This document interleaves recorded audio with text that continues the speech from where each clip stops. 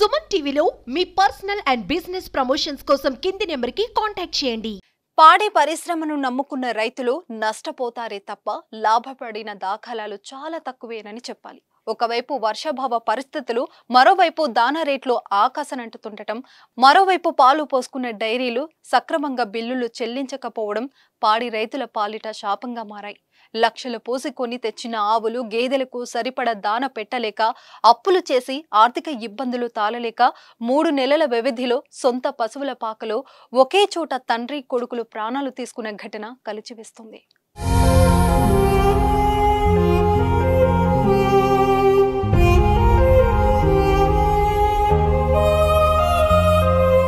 తెలంగాణ రాష్ట్రం యాదాద్రి భువనగిరి జిల్లా బీబీనగర్ మండలం గూడూరు గ్రామానికి చెందిన జుర్రు రాము, లావణ్య దంపతులకు 2 కుమారులు.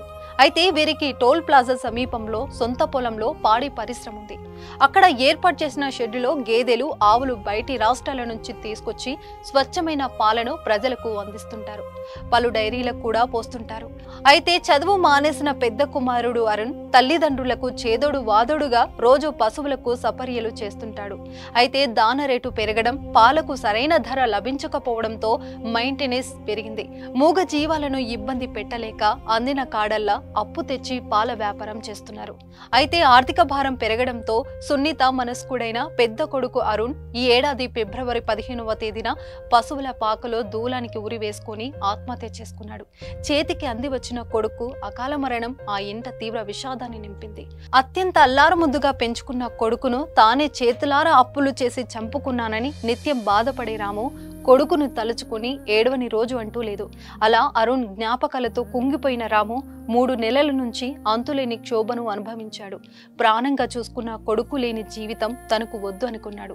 తన దగ్గరికి వస్తున్నానని ఆదివారం సరిగ్గా అరుణ్ ఎక్కడైతే ఉరి వేసుకున్నాడో అదే దూలానికి, అదే ప్రాంతంలో అలాగే ఉరి వేసుకుని ప్రాణాలు తీసుకున్నాడు. అరుణ్ ఏ టైంలో చనిపోయాడో సరిగ్గా అదే టైంకి ఉరేసుకున్నాడు. అటు చెట్టంత కొడుకు పోయి పుట్టెడు దుఃఖంతో ఉన్న ఆ ఇల్లాలు ఇటు కుటుంబానికి పెద్ద దిక్కు కోల్పోయి దిక్కు తోచని స్థితిలో ఉంది.